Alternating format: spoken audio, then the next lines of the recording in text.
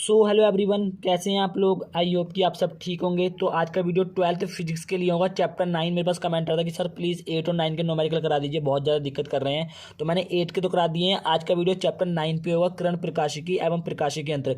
इससे हम most important numerical देखेंगे और इस चैप्टर के लगभग सारे सूत्रों को देखेंगे। ठीक है, वेरी इंपोर्टेंट न्यूमेरिकल्स होंगे 2023 बोर्ड एग्जाम के रिगार्डिंग। ठीक है, तो अच्छे से आपको समझना, मैं गारंटी देता हूँ कि आपको एकम एक न्यूमेरिकल करना आ जाएगा। बस इस वीडियो पर लास्ट तक आप बने रहिएगा। ठीक है, बहुत आराम से आपको समझ में आने वाला है। ठीक है, महत्वपूर्ण सूत्र सबसे पहले देखेंगे। इससे पहले मैंने बाकी वीडियो बना दी, उनका सबका लिंक आपको डिस्क्रिप्शन बॉक्स में मिल जाएगा, प्लेलिस्ट वाइज आप देख सकते हैं। ठीक है, आइए देखते हैं। सबसे पहला फॉर्मूला होगा F इजिकल टू R/2, जहाँ पे R जो होगा वो दर्पण की वक्रता त्रिज्या होगी और जो F होगा वो आपकी दर्पण की फोकस दूरी होगी। समझ में आ गया। जहाँ पे R आपकी वक्रता त्रिज्या और F जो है वो दर्पण की फोकस दूरी होगी। अगला क्वेश्चन देखते हैं हम। ठीक है, देखिए भाई, सूत्र बहुत इंपॉर्टेंट, सूत्र मोस्ट है। ठीक है, अगर सूत्र आपको याद है तो बहुत ईजिली आप लोग कर लेंगे इसको। ठीक है, अगला देखते हैं। अगला है 1/F is equal to 1/V plus 1/U। ये मैंने आपको कराया था उत्तल दर्पण और अवतल दर्पण के दोनों के लिए एक ही सूत्र निकल के आता है बार बार। ठीक है, तो V यहाँ पे क्या होता है, V होता है ध्रुव से प्रतिबिंब की दूरी, यानी कि जहाँ दर्पण से लेके प्रतिबिंब की दूरी V होती है, और U जो होती है वो ध्रुव की वस्तु से दूरी होती है। ठीक है, ध्रुव की वस्तु से दूरी। देखिए, जब आप ध्रुव देखें दर्पण में देखेंगे तो एक वस्तु होगा और एक वस्तु का प्रतिबिंब होता है। तो जो V होती है वो ध्रुव से प्रतिबिंब की दूरी होती है, और U जो होता है वो ध्रुव से वस्तु की दूरी होती है। ठीक है, ध्रुव की वस्तु से दूरी है, ध्रुव से वस्तु की दूरी। बात एक ही है।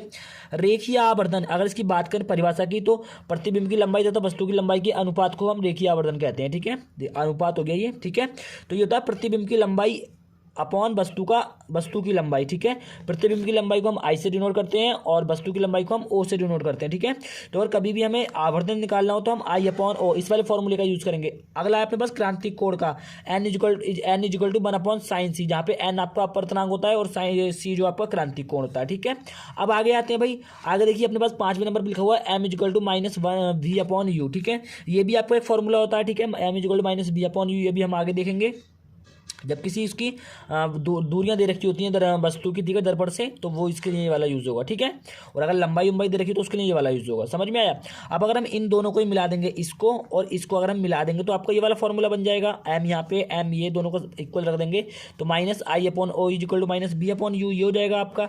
अगला है न्यू इजिकल टू C/λ, जहाँ पे आपका जो न्यू है वो प्रकाश की आवृत्ति है और C आपकी प्रकाश की चाल है और लैम्डा आपकी तरंग दैर्ध्य यानी कि वेव लेंथ। ठीक है, प्रकाश की चाल, light of speed of light. ठीक है, और आगे देखते हैं। अगला अपने पास V इक्वल टू C/N। ठीक है, ये यहाँ पे अपना N अपना वर्तनांक हो जाएगा। ठीक है, आगे देखते हैं। V जो होती है वो वस्तु की स्थिति होती है।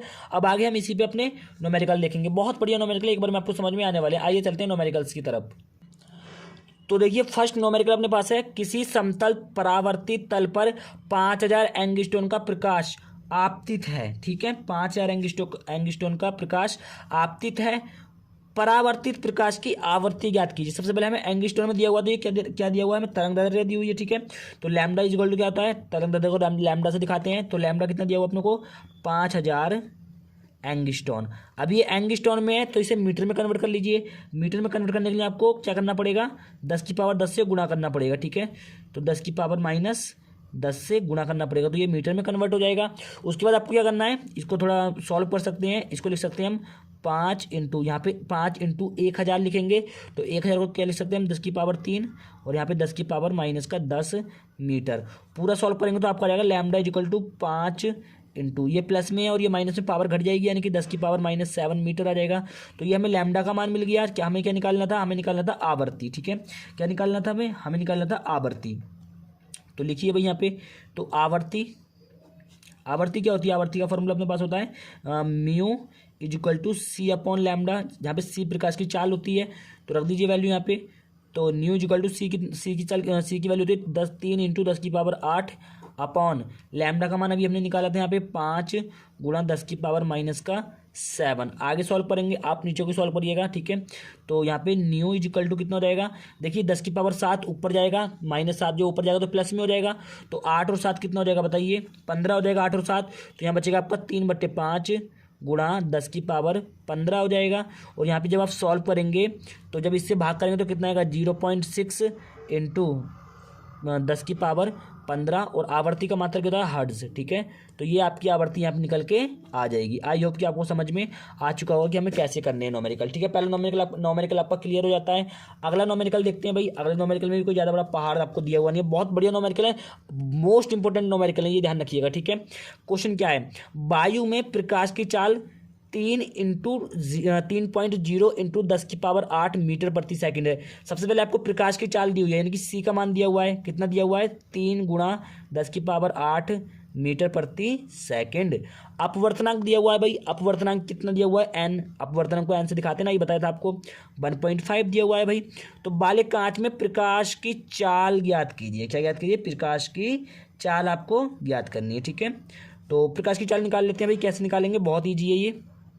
तो देखिए हमसे किसने पूछा है, कांच में पूछा है। ठीक है, कांच में प्रकाश की चाल पूछी है, तो हम मान लेते हैं इसमें जो प्रकाश की चाल है वो v है। क्या मान लिया हमने, v है। तो अभी मैंने आपको एक फॉर्मूला बताया था कि v इक्वल टू क्या होता है अपने पास, v इक्वल टू होता है अपने पास c/n। ये मैंने आपको बताया था, c की वैल्यू अपने को दी हुई है, कितनी है, 3 × 10⁸ n की वैल्यू है 1.5। ठीक है, इसे जब आप कट करेंगे, 2 बार में कट हो जाएगा। ठीक है, कितनी बार में, क्योंकि यहाँ से ये हटाएंगे तो यहाँ पे 0 बढ़ जाएगा, 15 दूनी 30। ठीक है, तो कितना जाएगा यहाँ पे, 2 × 10⁸ मीटर प्रति सेकंड। ठीक है, यानी कि v का मान कितना निकल गया अपने पास, 2 × 10⁸ मीटर प्रति सेकंड। ये आपका v का मान निकल गया। ठीक है, तो ये आपका क्वेश्चन नंबर 2 का आपका आंसर हो जाएगा। क्वेश्चन तो देखिए आपके पास ये एक क्वेश्चन है आपके पास। ठीक है, इसको आपको अच्छे से कर लेना है।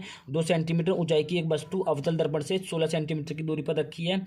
अवतल दर्पण है, तो जो आपकी फोकस दूरी होगी और वक्रता त्रिज्या होगी वो माइनस में ही होगी। दर्पण द्वारा इसका वास्तविक प्रतिबिंब 3 सेंटीमीटर ऊंचा बनता है। ज्ञात कीजिए कि दर्पण की फोकस दूरी और प्रतिबिंब की स्थिति। ठीक है, तो प्रतिबिंब की स्थिति आप यहाँ से निकाल लेंगे। ठीक है, आई मान के, और ये आवर्धन निकाल के यहाँ पे वैल्यू पुट करके दोनों की इजीली वैल्यू फाइंड हो जाएगी, और फिर बाद में इसमें वैल्यू पुट कर देंगे। ठीक है, तो इजीली इसका आंसर आप बहुत आराम से इसका आंसर निकाल लेते हैं। अगर नहीं बनता तो फिर भैया हमें बताइएगा, आपको कमेंट बॉक्स में मुझे बताइएगा, तो उसका सॉल्यूशन आपको प्रोवाइड कराया जाएगा। मैं गारंटी लेता हूँ, मैं आपको सॉल्यूशन प्रोवाइड करा के दूंगा इसका। ठीक है, बस कमेंट सेक्शन में आप बता दीजिए अगर आपसे ना हो तो। ठीक है, बाकी मैंने 2 नॉमेरिकल इस वीडियो में कराए हैं, तो दोनों नॉमेरिकल बहुत इंपॉर्टेंट है, और ये भी बहुत इंपॉर्टेंट नॉमेरिकल है आपका। ठीक है, तो अच्छे से आपको नॉमेरिकल करने, कोई भी नॉमेरिकल आपको छोड़ना नहीं होता तो मैं हूँ। ठीक है, मेरे पास इतना नेट अभी उपलब्ध नहीं है कि मैं बहुत लंबी वीडियो अपलोड कर सकूँ। आप लोग सपोर्ट करेंगे तभी मैं बहुत लंबी वीडियो अपलोड कर पाऊंगा। ठीक है, नहीं तो मैं आपको ये वाला भी सॉल्व करा था इसमें, क्योंकि लंबा जाएगा थोड़ा सा, बहुत ज़्यादा, तो वीडियो बहुत लंबा हो जाएगा। तो मैं इतना नेट मेरे पास अभी हो नहीं है, इतना इंटरनेट नहीं है कि मैं इतनी लंबी वीडियो अपलोड कर सकूँ। ठीक है, तो प्लीज़ ज़्यादा से ज़्यादा शेयर कीजिए वीडियो को, सब्सक्राइब करेंगे तो मुझे थोड़ा सा मोटिवेशन मिलेगा, और थोड़ी सी आप लोग सपोर्ट करेंगे तो लंबी वीडियो भी आपको देखने के लिए मिलेंगे, और लाइव क्लास भी आपको देखने के लिए मिलेगी। लेकिन वो तभी पॉसिबल है जब आप लोग सपोर्ट करेंगे। ठीक है, वीडियो को ज़्यादा से ज़्यादा शेयर करेंगे। ठीक है, तो मैं कोशिश करूँगा ये वाला भी आपको नॉमेरिकल सॉल्व कराने की फिर भी। ठीक है, लेकिन नेक्स्ट वीडियो में सॉल्व करेंगे। ठीक है, और एक सीरीज चल रही थी अपनी चैप्टर वाइज, वो चलती रहेगी, चैनल पर बने रहिएगा। हम मिलते हैं किसी नेक्स्ट वीडियो में, तब तक के लिए जय हिंद, वंदे मातरम, भारत माता की जय।